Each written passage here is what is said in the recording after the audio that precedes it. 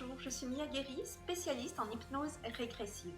Alors, si comme moi, vous posez des questions sur la survie de l'âme après la mort et sur ce que cache le monde invisible, eh bien suivez-moi, nous allons continuer à explorer ensemble cet univers incroyable. Lors de la première vidéo de cette série, nous avions démarré cette exploration de l'inconnu avec le sujet de la réincarnation au travers de 50 ans de recherche scientifique. Dans la deuxième vidéo, nous sommes allés plus loin avec les expériences de mort imminente, bilan de 40 ans de recherche scientifique. Si vous n'avez pas encore regardé ces deux vidéos, je vous invite à le faire, vous trouverez le lien sous la vidéo. La réincarnation nous montre que la conscience survit après la mort. Les expériences de mort imminente nous décrivent le début du chemin que la conscience parcourt après la mort, mais que se passe-t-il lorsque nous ne revenons pas à la vie ? Quelle est donc la prochaine étape du voyage? Où allons-nous? Que faisons-nous? Pourquoi revenons-nous? C'est à ces questions existentielles et à bien d'autres encore que nous allons tenter de répondre dans cette nouvelle vidéo en plongeant totalement au cœur du monde invisible grâce aux travaux de spécialistes de renom de l'hypnose régressive.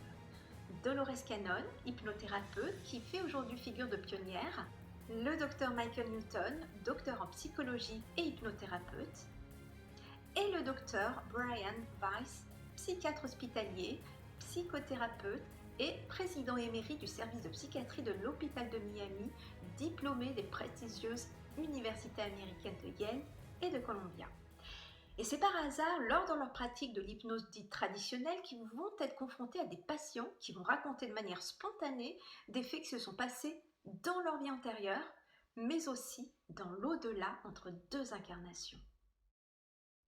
Ils vont développer un type d'hypnose nouveau qu'on appelle l'hypnose régressive, qui permet aux sujets en état d'hypnose profonde de se souvenir non seulement du passé de leur vie actuelle, de leurs vies antérieures, mais aussi de ce qu'ils vivent entre deux incarnations dans l'au-delà. Et ils vont constater que ce que décrivent les patients se répète de façon similaire d'un patient à un autre, et ce, quelle que soit leur croyance religieuse, leur sexe, leur milieu social, etc. Et ces chercheurs vont alors enquêter durant des années lors de séances d'hypnose auprès de leurs milliers de patients pour tenter de comprendre les mystères de la vie. Et ils vont regrouper leurs témoignages et dresser le tableau de la vie après la mort. Dans cette vidéo, je vais partager avec vous de façon simple et synthétique et en images le résultat de ces 40 ans de recherche en hypnose régressive, retraçant le chemin que les âmes parcourent après la mort dans le monde spirituel et jusqu'à leur réincarnation dans le ventre de leur mère. Une véritable description de la vie dans l'au-delà. Si vous n'êtes pas coutumier de ces questions-là, vous pourriez être très surpris. Je préfère vous prévenir dès maintenant, cette vidéo est destinée aux personnes suffisamment ouvertes d'esprit et tolérantes. Si ce n'est pas votre cas, cette vidéo n'est absolument pas faite pour vous, car nous allons aborder ici des informations qui sortent totalement des sentiers battus. Par contre, si vous êtes ouvert d'esprit, eh bien grâce à cette vidéo, vous en saurez beaucoup plus sur ce qui nous attend après notre mort et par là même trouverez peut-être un apaisement, car enfin, vous saurez tout un programme. Le parcours que je vais décrire dans cette vidéo est le chemin classique que les âmes parcourent après la mort. C'est donc un schéma général, ce qui veut dire qu'il y a des exceptions.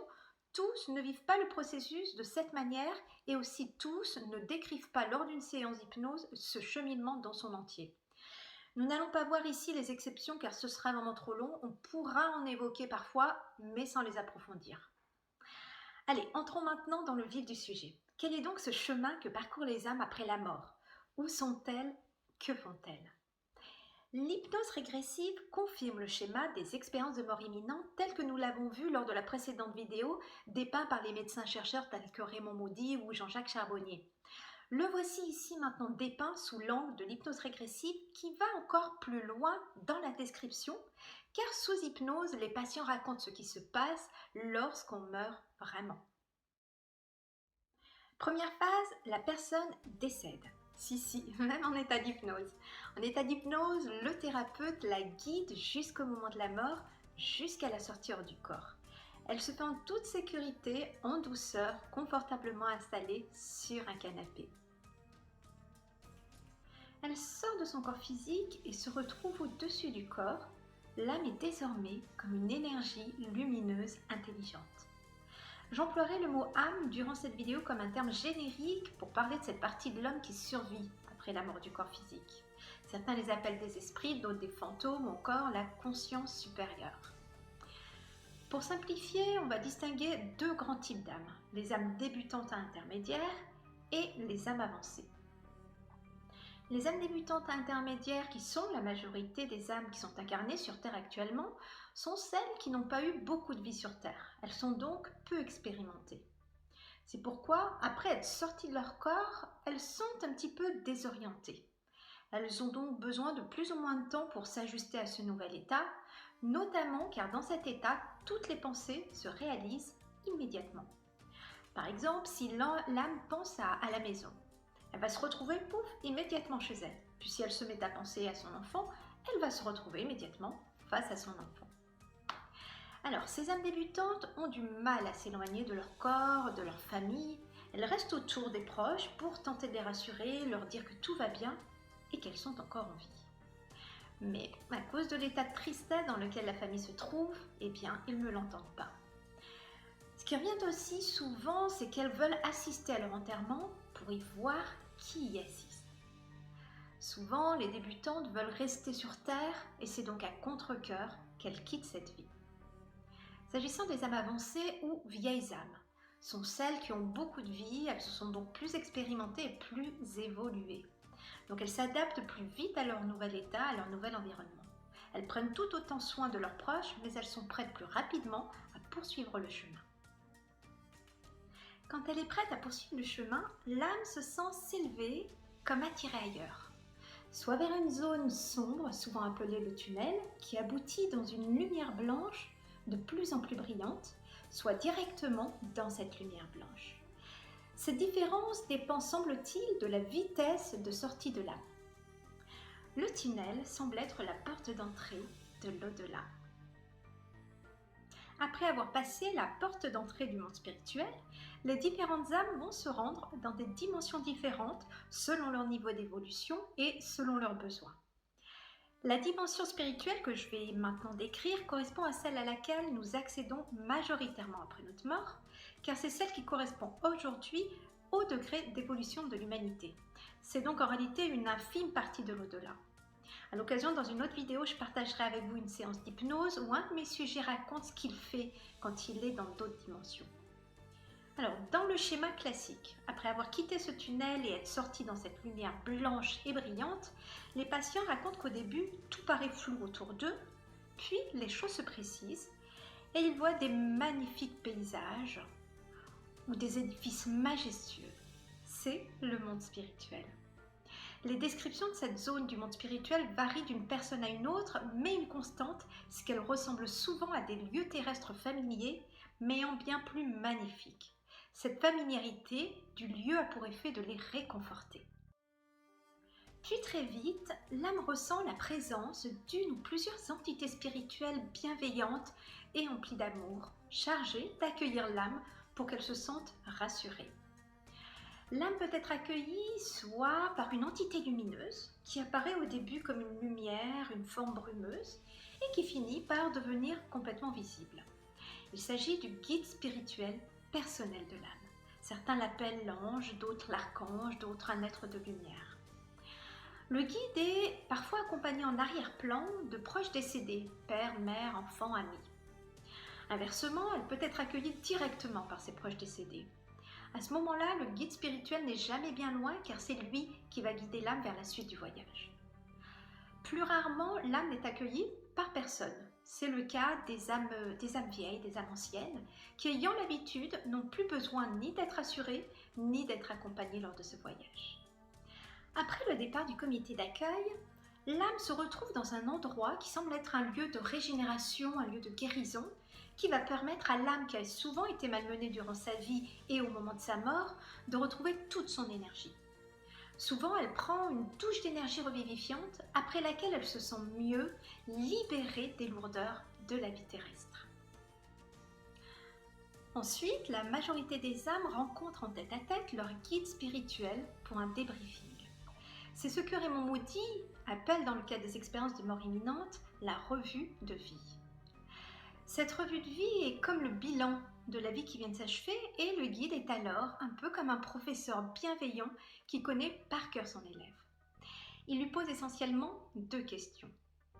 Comment as-tu aimé? Qu'as-tu fait de bien dans ta vie? L'âme retrouve la mémoire de tout ce qu'elle est et de tout ce qu'elle a vécu, particulièrement durant cette dernière vie, vie qu'elle va alors revivre en version accélérée en ressentant pleinement les conséquences de ses actes, non seulement de son point de vue, mais également du point de vue de la personne avec qui elle était en interaction. L'âme elle-même est durant ce bilan son plus grand juge. Lorsqu'elle a mené une vie qu'elle considère bénéfique pour elle et pour les autres, satisfaite d'elle-même, la revue de vie est alors une vraie joie. Mais si elle estime avoir mal agi, déçue d'avoir gaspillé sa vie et d'avoir fait du mal aux autres, la revue de vie est alors plus difficile à vivre pour elle. Le rôle du guide est de lui donner des conseils avisés. À aucun moment il ne condamne, l'indulgence étant sans limite dans l'au-delà, car de toute façon, il y aura bien d'autres vies pour parfaire son apprentissage. Les âmes plus évoluées, quant à elles, ne passent pas cet entretien à ce moment-là, car elles ont moins besoin d'être prises en charge immédiatement. Elles feront le point avec leur guide, mais plus tard. En réalité, cette revue de vie n'est que le début d'un long processus d'évaluation et d'auto-évaluation que les âmes vont en réalité poursuivre dans le monde spirituel durant toute l'entre-deux-vie. Pourquoi cette revue de vie? Eh bien, cela revient à se poser la question du but de la vie, du but de l'âme. Comme dans beaucoup de traditions, sous hypnose régressive, les patients disent que la vie n'est pas vaine. Bien au contraire, ils disent que l'objectif de toute âme est d'améliorer son identité pour atteindre un jour la perfection. C'est cette perfection qui leur permettra de rejoindre, de se fondre à ce qu'elles disaient être le symbole de la perfection ultime, la source de toute chose, la conscience universelle, Dieu. Et cela dans un état de parfaite plénitude, faite d'amour universel. Cette perfection ne s'atteint cependant pas sans un énorme travail sur soi pour épurer l'âme de tous ses défauts. L'incarnation sur la Terre va permettre aux âmes d'effectuer ce travail en vivant des expériences. Et comme c'est dans l'épreuve que l'on apprend le plus, eh bien l'âme va expérimenter des moments difficiles. Et c'est en parvenant à surmonter ces épreuves qu'elle va s'améliorer le plus. Et la Terre est un terrain d'expérimentation parfait pour cela, nous le constatons tous les jours. Après avoir fini la revue de vie, les âmes sont plus détendues et plus lucides aussi. Voilà, et c'est à partir de là que l'hypnose régressive apporte des informations nouvelles par rapport aux expériences de mort imminente, car là les personnes ne sont pas ressuscitées, mais elles continuent à décrire ce qu'elles ont vécu dans l'au-delà. Puis l'âme quitte le lieu de la revue de vie et reprend le voyage pour se rendre dans une très grande zone qui sert de transition entre le lieu de la revue de vie et le lieu de destination finale. Alors certaines âmes sont escortées jusque-là par leur guide. D'autres y arrivent seules, dirigées par une force invisible. Parfois, au son d'une musique d'une telle perfection, inconnue sur Terre. Certains patients de Newton comparent cet endroit à un énorme aéroport, mais parfaitement organisé, à partir duquel une multitude d'âmes qui ne se connaissent pas entrent et sortent, chacune vers leur destination finale. Puis, quand le moment du départ est venu, l'âme est dirigée, toujours par cette force inconnue, en voltigeant vers le lieu de décollage, qui est comme une sorte de voûte à ciel ouvert, ouverte, disent-elles, sur l'univers infini. Un patient dira que dans ce lieu d'une luminescence inégale, il semble, je cite, qu'une force psychique puissante dirige tous les mouvements dans une mystérieuse harmonie vers la suite du voyage. Après le départ de ce lieu, l'âme se retrouve rapidement comme dans des couloirs lumineux dans lesquels se trouvent de part et d'autre des zones avec des petits groupes d'âmes qui discutent entre elles. L'âme avance dans ces couloirs jusqu'à ce qu'elle ait rejoint le lieu appelé communément la maison. La maison, c'est le lieu où les âmes vivent habituellement dans le monde spirituel. À la maison, l'âme est accueillie chaleureusement par ce qu'elle appelle son groupe d'âmes, des êtres qu'elle connaît très bien et qu'elle affectionne tout particulièrement. Le retour à la maison est un vrai moment de fête, d'ailleurs souvent préparé avec soin. Certaines âmes sont accueillies à l'intérieur d'édifices, de bâtiments, d'autres à l'extérieur dans la nature. Nous verrons plus tard dans cette vidéo comment est la maison et ce que les âmes y font, car après l'accueil, l'âme ne s'attarde pas encore à la maison. Elle y fait juste un petit passage pour revoir ses proches, mais elle y reviendra plus tard. Souvent, après s'être rendue à la maison, l'âme se rend immédiatement, soit seule, soit accompagnée par son guide, dans une très grande bibliothèque, souvent appelée la bibliothèque akashique. Cette bibliothèque renferme la mémoire de l'univers. Tel un disque dur, y est enregistré tout le passé, le présent et le futur de tout ce qui est dans l'univers. C'est là que Dolores Cannon aime le plus se rendre avec ses patients sous hypnose, car c'est la source de tout le savoir. Cette bibliothèque est souvent décrite comme un lieu d'étude immense et rectangulaire, avec des livres qui sont alignés le long des murs et de nombreux pupitres sur lesquels des âmes qui semblent ne pas se connaître étudient. Les bibliothécaires sont appelées les âmes archivistes. Elles sont chargées de la gestion des livres et elles aident les guides et les élèves à localiser l'information qu'elles recherchent. Dans cette bibliothèque, chaque âme a son propre livre de la vie qui contient l'enregistrement de tout ce qu'elle a pensé, dit et fait depuis sa création. L'objectif dans ce lieu est d'approfondir le bilan de sa vie qu'elle a commencé lors de la revue de vie. L'âme revoit alors dans son livre certains passages clés de sa vie pour mieux les analyser et les comprendre et travailler à améliorer certains aspects de son identité. Les livres sont en réalité décrits plus comme des écrans de télévision illuminés et tridimensionnels. Un sujet dira ces annales donnent une illusion de livre, mais ce sont des feuilles d'énergie qui vibrent, qui forment des schémas imagés d'événements. Les âmes peuvent entrer dans ces écrans pour être totalement immergées dans la scène à revisiter, soit en tant qu'acteur, soit en tant qu'observateur. Elles peuvent aussi rester à l'extérieur de l'écran. Après la bibliothèque akashique, l'âme, souvent accompagnée de son guide, est rapidement convoquée en chambre du conseil. C'est une pièce spacieuse, comme une rotonde avec un toit en forme de dôme, où règne une atmosphère sereine. Généralement, à une longue table en face de l'âme siège une assemblée de 3 à 7 âmes en moyenne, appelée Conseil des anciens ou Conseil des sages. Ces anciens sont des âmes très expérimentées, omniscientes et d'une très grande sagesse. Leur niveau d'évolution dépasse grandement celui des guides. Alors, que se passe-t-il devant le Conseil des anciens ? Eh bien, l'âme qui a fait le bilan de sa vie déjà avec son guide, puis dans la bibliothèque akashique, va maintenant être interrogée par le conseil. C'est donc pour elle un moment solennel. Quelles sont les questions qui lui sont posées ? Eh bien, elles concernent les choix principaux qu'elle a fait durant son incarnation, mais d'un point de vue général, avec une vision d'ensemble. Alors que lors de la rencontre avec le guide, les questions étaient plus spécifiques. On lui demande comment elle a mené sa vie, quelles ont été ses erreurs, quels ont été ses succès, comment elle a aimé et d'autres questions. En réalité, les membres du conseil, qui connaissent déjà tout de l'âme, posent des questions, mais ils en connaissent déjà les réponses. Leur objectif en réalité n'est pas de juger ou de punir l'âme de ses méfaits, mais de lui permettre de prendre conscience de ses actes, de les comprendre. Le but étant de lui permettre d'évoluer, de faire mieux dans la vie suivante. C'est certainement de là que le concept de tribunal, de jugement dernier, doit provenir selon Newton et Weiss. Le conseil mène certes un interrogatoire, mais il est fait dans la sagesse et dans la compassion, dans le but d'aider l'âme à progresser. Ce qui marque le plus les patients, c'est qu'ils ressentent dans le monde spirituel une présence supérieure. Et c'est tout particulièrement en chambre du conseil qu'ils la ressentent le plus. Ils ne la voient pas, mais c'est comme une énergie qui émane du haut de la pièce et qui semble comme superviser la rencontre en l'englobant de son énergie d'une très grande supériorité.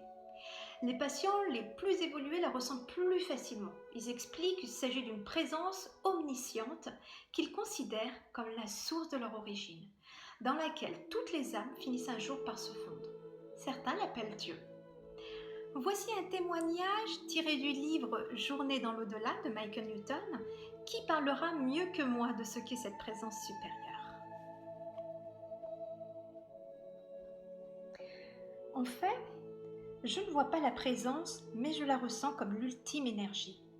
Elle est là pour le conseil, mais surtout pour moi. Les anciens ne servent pas d'intermédiaire entre cette source de pouvoir et moi. Je ressens une connexion directe avec la lumière mauve divine. Quand je suis dans la chambre du conseil, la présence surveille les anciens avec sa lumière vibrante violette.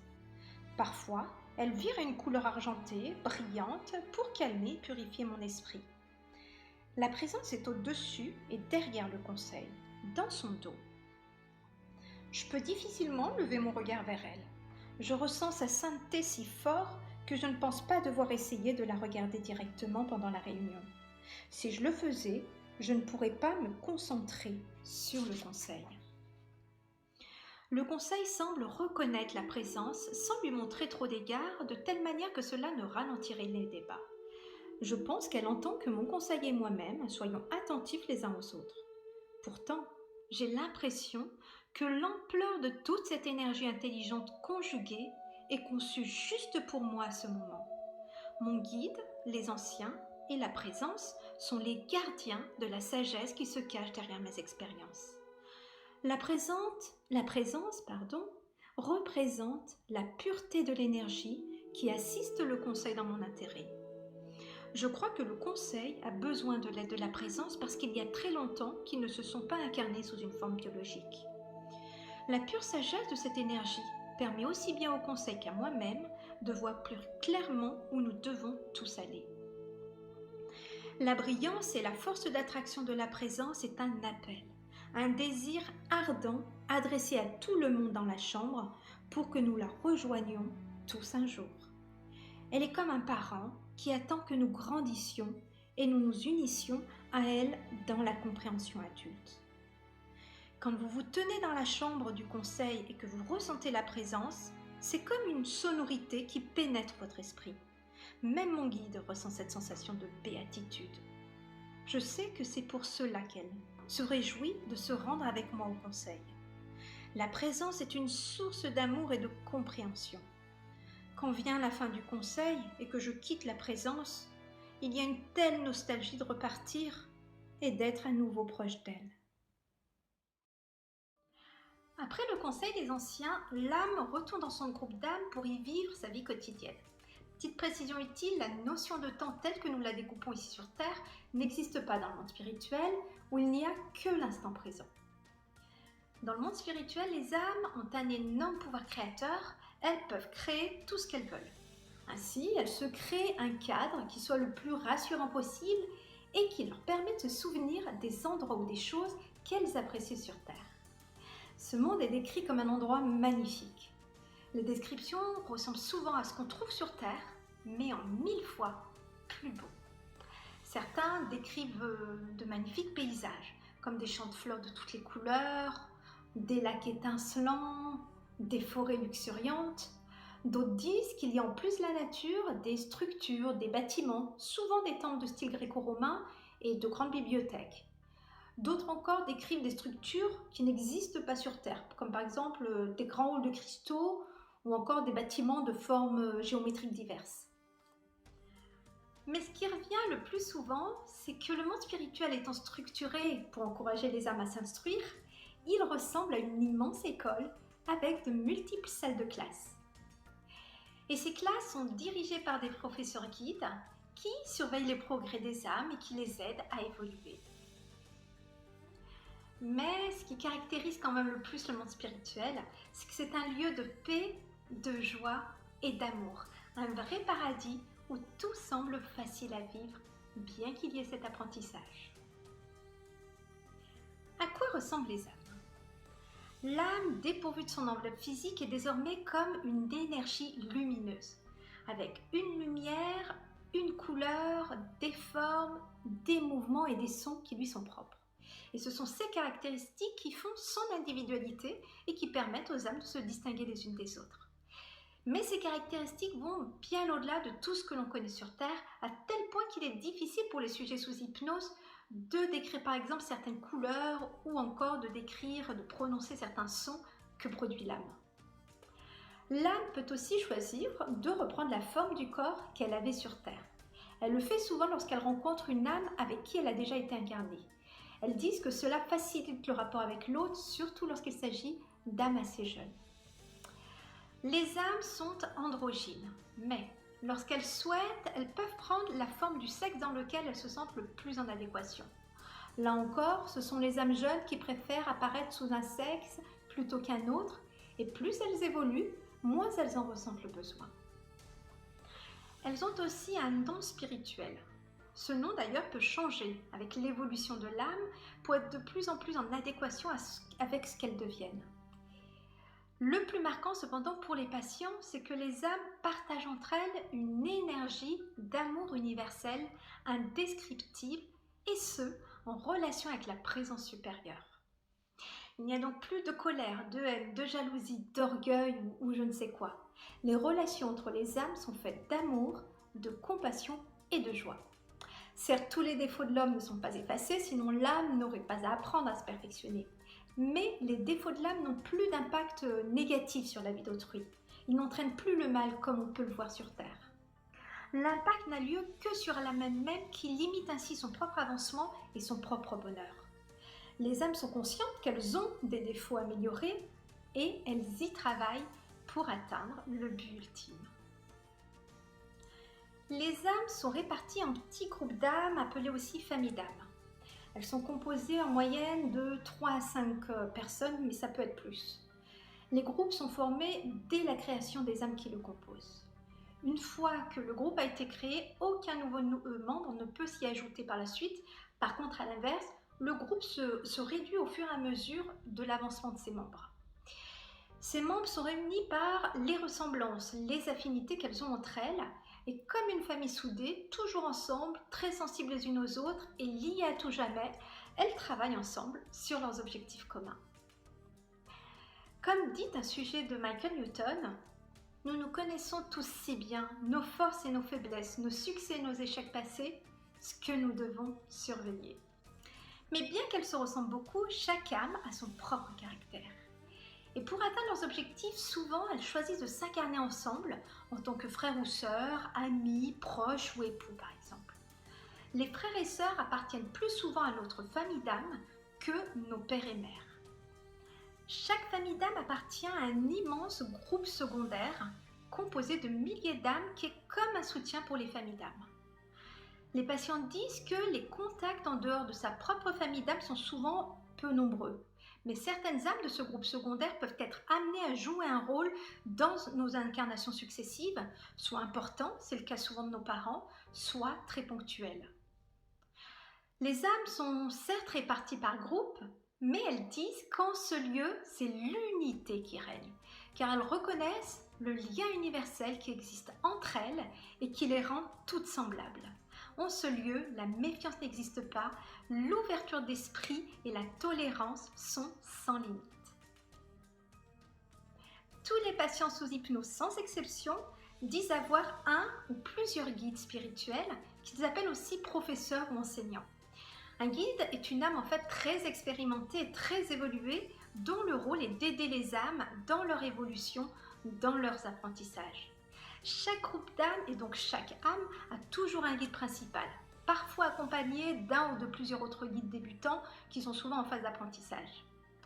Le guide connaît parfaitement ses élèves, et ce à quelque niveau que ce soit, ce qui lui permet d'être particulièrement efficace dans son enseignement qu'il donne de façon totalement bienveillante, parfois en étant très convivial avec ses élèves, d'autres fois plus distant, selon son propre caractère, mais toujours avec amour. Non seulement le guide est toujours présent pour aider l'âme dans le monde spirituel, mais il l'est aussi lorsque l'âme est incarnée sur Terre, allant parfois jusqu'à s'incarner dans la vie de son élève pour y mener des actions spécifiques. Vous avez pu constater que l'apprentissage est la notion essentielle qui ressort de toutes ces études de l'au-delà. En effet, ce qui revient clairement, c'est que le but de toute âme, incarnée ou non, est d'apprendre pour s'améliorer afin d'atteindre la perfection qui seule lui permettra un jour de s'unir à la présence supérieure dans un état de plénitude totale. Ainsi, certains sujets sous hypnose voient des salles de classe, d'autres de petites bibliothèques dans lesquelles les membres d'une même famille d'âmes travaillent soit tous ensemble, soit en petits groupes, échangeant studieusement ou au contraire joyeusement sur des sujets collectifs, ou alors soit seul ou calme sur des sujets plus personnels. Quel travail y est effectué habituellement? Le travail principal des âmes est d'analyser les performances de leur incarnation précédente pour en tirer les leçons qui leur permettront de s'améliorer dans les vies suivantes. En analysant ce qu'elles ont fait de bien et ce qu'elles ont fait de moins bien, l'objectif est d'acquérir ou d'améliorer les qualités telles que la compassion, l'amour, la patience, la gentillesse et que sais-je, et de supprimer les défauts tels que la colère, la jalousie ou l'orgueil. C'est en purifiant l'âme de ces défauts qu'elle s'améliore. Les âmes s'adonnent à un autre travail habituel, celui d'apprendre à manipuler les énergies. Le monde spirituel étant fait d'énergie, ce travail est primordial. Par exemple, elles apprennent à créer des objets ou à créer des plantes. Et les âmes qui apprennent plus vite que les autres ou qui démontrent des talents particuliers peuvent se spécialiser en joignant par exemple des groupes de travail spécialisés ou alors en faisant elles-mêmes des études indépendantes, mais en restant toujours en lien avec leur famille d'âmes. Par exemple, certaines vont se montrer particulièrement douées pour soigner. Elles vont alors apprendre à guérir. D'autres sont douées pour l'enseignement, par exemple. Ils vont alors apprendre à devenir des guides. D'autres encore sont douées, par exemple, pour la création. Elles vont alors apprendre à créer des objets, des plantes et même des animaux dans des planètes en cours d'expérimentation en vue d'y implanter la vie. Ce seront des créateurs. Bien que le travail soit essentiel dans le monde spirituel, les âmes ne passent pas leur temps qu'à travailler. Que font-elles donc de leur temps libre? Eh bien, par exemple, elles font des pauses récréatives. Entre les études, les âmes font des pauses durant lesquelles elles se promènent dans les couloirs de l'école, par exemple, ou dans des endroits publics, ou encore dans de superbes jardins. Certaines aiment passer ce temps-là avec les autres. Elles en profitent alors pour rencontrer les âmes des autres familles d'âmes. D'autres, plus solitaires, aiment rester seules et en profitent par exemple pour s'adonner à la contemplation, pour tenter, disent-elles, de se connecter à la source dont elles sont issues. Elles font aussi de la danse et de la musique. La musique a une place prépondérante. Elles disent qu'elle est le langage de l'âme et qu'elle lui permet de s'élever. Mais ici, les notes vont bien au-delà de ce que l'on connaît sur Terre. Chant et danse sont donc très populaires dans le monde spirituel. Elles font aussi des jeux. Les âmes aiment beaucoup les jeux collectifs, les jeux de groupe. Par exemple, elles aiment jouer ensemble à s'envoyer des énergies lumineuses.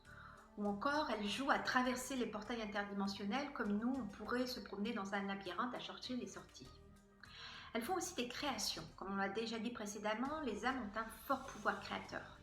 Elles peuvent donc créer une réalité à partir de l'énergie pure. Ainsi, souvent, elles recréent par exemple une maison ou un foyer ou un environnement dans lequel elles se sentaient bien lors de leur incarnation. En effet, la nostalgie fait aussi partie de ce que vivent les âmes dans le monde spirituel.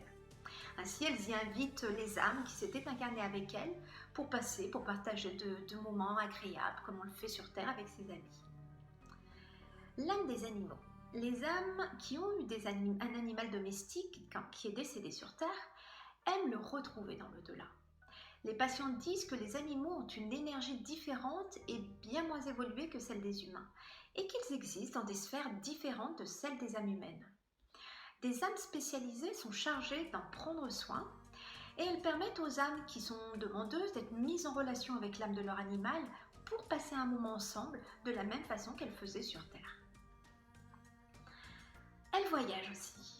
Les âmes aiment se rendre par exemple sur Terre, sous une forme invisible évidemment, soit pour visiter la Terre comme n'importe quel touriste, soit pour parfaire un apprentissage en retournant expérimenter un endroit, un environnement qu'elles ont déjà connu, ou alors elles y retournent aussi pour aider un proche qui est encore en vie. Vous avez pu constater que les âmes sont donc bien occupées dans le monde spirituel. Arrive le temps où il faut penser à retourner s'incarner sur Terre. Le temps entre deux incarnations varie d'une âme à l'autre, notamment en fonction du temps qu'il leur est nécessaire pour mener à bien leurs apprentissages. Les leçons ont été apprises, encore faut-il maintenant les expérimenter. Et c'est là tout l'intérêt de la Terre, qui est une école particulièrement formatrice en comparaison à d'autres planètes, car elle est difficile à vivre, ce qui permet aux âmes d'évoluer rapidement. C'est l'âme elle-même qui décide de se réincarner. Et c'est une décision qui n'est pas facile à prendre, car l'âme quitte un monde de sagesse et de liberté pour retourner dans un simple corps humain. Elle fait alors un entretien de débriefing avec son guide, durant lequel elle fait le point sur ses apprentissages pour savoir si elle se sent prête à faire le choix de se réincarner. En réalité, à ce moment-là, le guide sait parfaitement où en est son protégé. Il s'agit plus pour lui de permettre à l'âme de prendre conscience que le moment est venu. Ils vont alors fixer ensemble les objectifs à atteindre lors de la prochaine incarnation. Par exemple, améliorer sa patience ou encore travailler sa colère. Une fois la décision prise, l'âme est dirigée vers le lieu de sélection des vies. C'est le lieu où elle va choisir elle-même la vie future qu'elle mènera. Lorsqu'elle pénètre dans ce lieu, les âmes se sentent pleines d'espoir. C'est un lieu dynamique, très excitant pour les âmes. Cela ressemble un peu à une salle de cinéma avec un grand dôme et un écran panoramique. Certains l'appellent même la salle des ordinateurs. Ce choix de vie ne se fait pas au hasard. Les âmes choisissent une vie qui va leur permettre d'atteindre au mieux leurs nouveaux objectifs pour parfaire leurs connaissances et pour améliorer leur qualité. Pour faciliter le choix de vie, des âmes hautement évoluées et spécialisées, appelées les maîtres du temps, ont présélectionné 2 ou 3 vies selon les âmes qui leur sont proposées. L'âme visionne alors différentes scènes caractéristiques des vies futures qui lui sont proposées, comme par exemple l'enfance, l'adolescence, le mariage, les futurs enfants, mais aussi le corps physique, l'environnement, le lieu d'incarnation, l'époque, les personnes importantes, etc. L'âme ne peut voir que les grandes lignes de sa vie, de façon à ce qu'une fois incarnée, elle puisse exercer quand même pleinement son libre arbitre. Mais ce qu'elle visionne lui permet d'avoir quand même une idée suffisante du genre de vie qu'elle pourrait mener. L'âme choisit la famille dans laquelle elle va s'incarner. Ce choix est primordial car non seulement nous venons pour apprendre nos propres leçons, et c'est dans l'enfance que prendront racine les tâches difficiles que l'âme va s'imposer dans sa vie future, mais aussi nous avons un rôle important à jouer dans la vie des membres de notre famille. L'âme choisit rarement de se réincarner de nouveau dans la même famille. Elle préfère choisir une famille nouvelle car elle dit, semble-t-il, que ce choix limiterait l'évolution de l'âme. L'âme connaît à l'avance les caractéristiques de son futur corps et le choix n'est donc pas fait, là encore, sans raison. Elle va examiner non seulement les caractéristiques physiques du corps, mais surtout les caractéristiques psychologiques, en recherchant celles qui seront le plus adaptées à ses nouveaux objectifs. Elle choisit le type de vie qu'elle aura, en sachant que durant toute son évolution, elle doit évoluer de façon équilibrée. Ainsi, tout déséquilibre dans une vie devra être corrigé à un moment ou à un autre dans cette même vie ou dans une autre, en sachant que tout se joue à l'échelle de l'éternité. C'est ainsi que lorsqu'une âme choisit une vie difficile, elle devra rétablir l'équilibre en choisissant une autre fois une vie facile. Si elle choisit une vie de bourreau, elle devra rééquilibrer avec une vie de victime. Le choix de la pauvreté dans une vie sera rééquilibré par le choix de la richesse dans une autre. Mais ce qui revient souvent, c'est qu'il est plus instructif pour une âme d'apprendre une vie difficile en faisant face à des difficultés et des échecs que d'apprendre d'une vie facile où il n'y a pas à lutter contre ses mauvais penchants. C'est pourquoi l'âme choisit plus volontiers une vie avec des difficultés. La fréquence à laquelle une âme se réincarne varie. Les âmes les plus anciennes se réincarnent moins souvent que les âmes débutantes ou intermédiaires. Ce qui apparaît aussi, c'est que le rythme des réincarnations paraît s'être accéléré au fil des temps. Depuis le XXe siècle notamment, il est fréquent qu'une âme se réincarne 2 fois par siècle. La Terre semble avoir besoin de plus d'âmes qu'auparavant. Sur ce sujet, il est intéressant de lire Dolores Cannon avec les 3 vagues volontaires qui expliquent pourquoi cette recrudescence des âmes sur Terre. Après avoir choisi sa vie, l'âme en général a hâte de retrouver son groupe d'âmes et son guide pour connaître leur opinion et éclaircir certains points qui lui posent encore question. L'âme peut revenir sur sa décision, mais en réalité, elle le fait rarement. Ensuite, l'âme se rend en classe préparatoire. Comme nous l'avons déjà vu, des membres de notre famille d'âmes, mais aussi de notre groupe secondaire, peuvent s'incarner dans nos vies en tant que frères, amis ou collègues de travail ou je ne sais quoi. Leur rôle sera d'influencer l'âme pour l'aider à atteindre plus facilement les objectifs qu'ils ont en commun. En aidant l'autre, ils s'aident également eux-mêmes. Le lieu de reconnaissance permet, comme au théâtre, de faire une répétition générale de la vie future pour se coordonner, l'âme étant le personnage principal de cette répétition. Dans ce lieu, des entités spécialisées, appelées souffleurs, aident les âmes à retenir les signes auxquels il faudra être attentif sur Terre pour les aider à atteindre plus facilement leurs objectifs, à savoir se reconnaître durant la vie terrestre et reconnaître les événements clés de cette vie. Ça peut être un objet, une scène, des sons qui devraient déclencher durant la vie terrestre comme une impression de déjà-vu ou l'impression de connaître un inconnu depuis toujours. Mais le libre arbitre oblige, il se peut que l'âme manque ces signes et donc manque ces rencontres importantes ou les tournants de sa vie. Après la classe préparatoire, l'âme se rend de nouveau devant le Conseil des Anciens, ces êtres d'une grande sagesse. L'objectif des Anciens est de renforcer l'âme dans ses objectifs pour sa prochaine vie. Et pour cela, elles évaluent sa motivation et elles tentent de la motiver encore plus en lui donnant de l'inspiration, du courage, de l'espoir. Ils transmettent également une énergie positive à emmener avec elles sur Terre.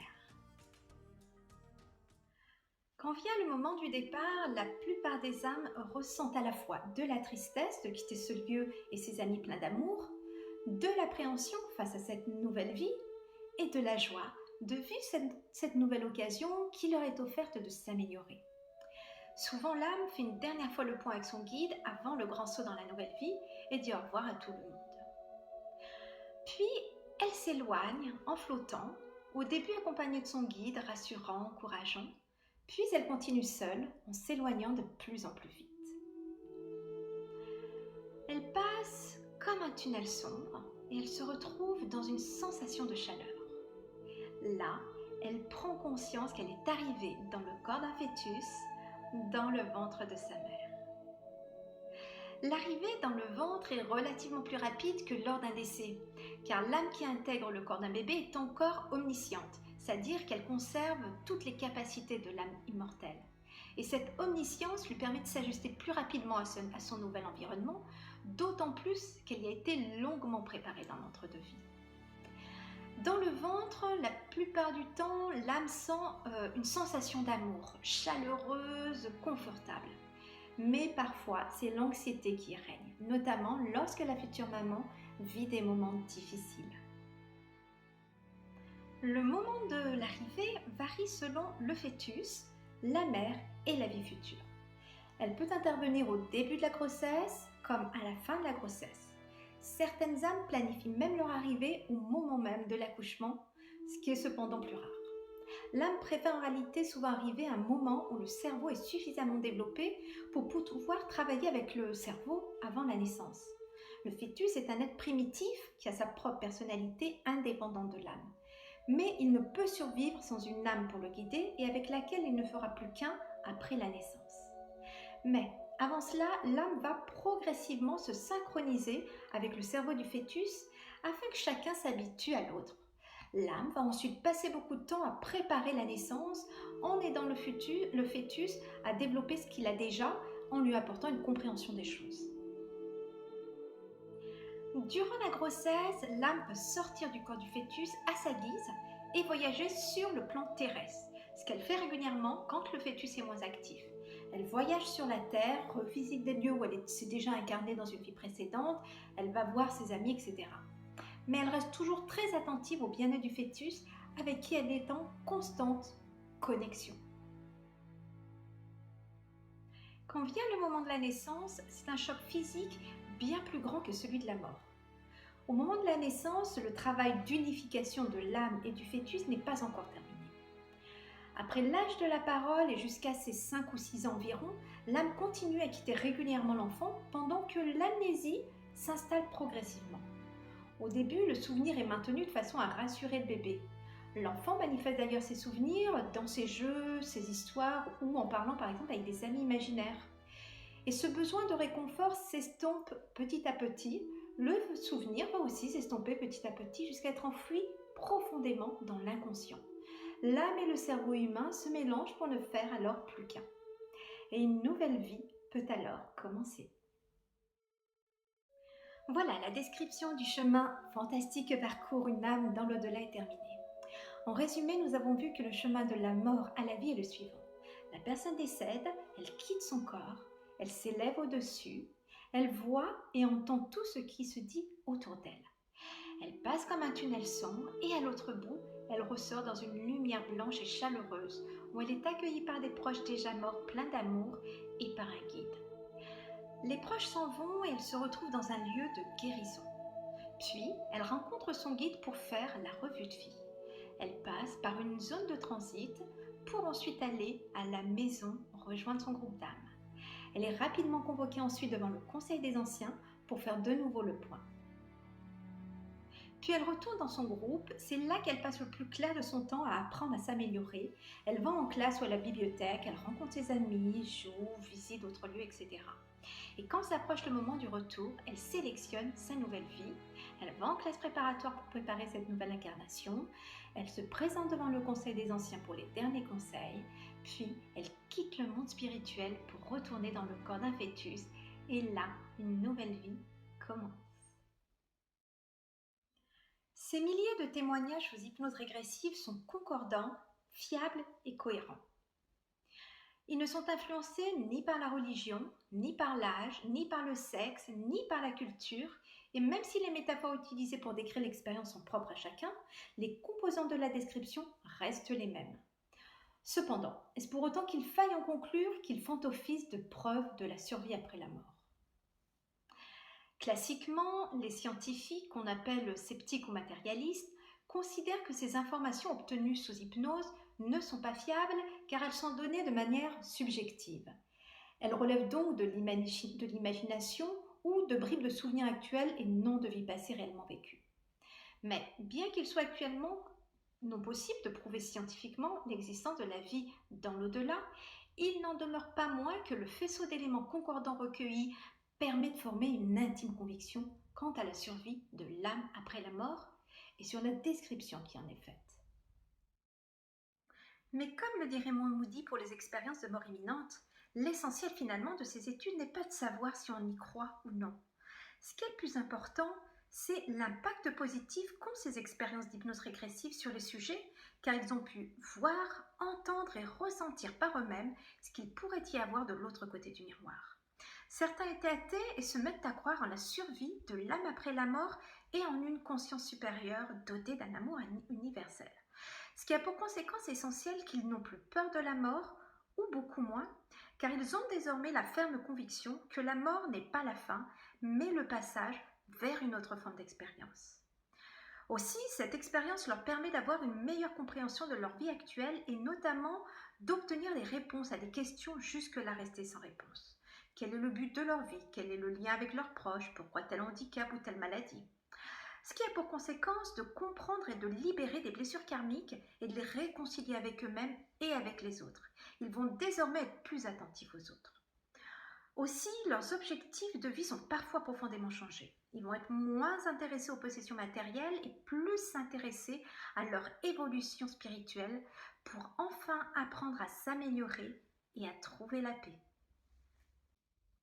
Enfin, elles ont vu que l'objectif de tout ce processus d'incarnation-réincarnation est l'élévation de l'âme qui apprend à être meilleure d'incarnation en incarnation dans l'espoir d'atteindre un jour la perfection pour fusionner avec la source d'amour universel. Voilà, j'espère que ce petit tour rapide des recherches sur l'après-vie au travers de l'hypnose régressive vous en a appris beaucoup plus sur le sujet.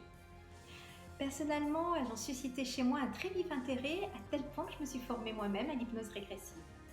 Depuis, je permets à mes clients d'accéder eux aussi à ce champ de conscience, à cette source d'informations énorme qui leur permet de mieux comprendre leur propre vie pour enfin trouver la paix. Ensemble, nous avons encore tant à apprendre. Voilà, je vous dis à bientôt pour de nouvelles vidéos dans lesquelles je partagerai avec vous mon expérience personnelle de l'hypnose régressive avec des révélations surprenantes, notamment sur la période de transition que la Terre vit actuellement. Si vous ne voulez pas les manquer, abonnez-vous à ma chaîne YouTube ou à ma page Facebook Elle Hypnose. À bientôt!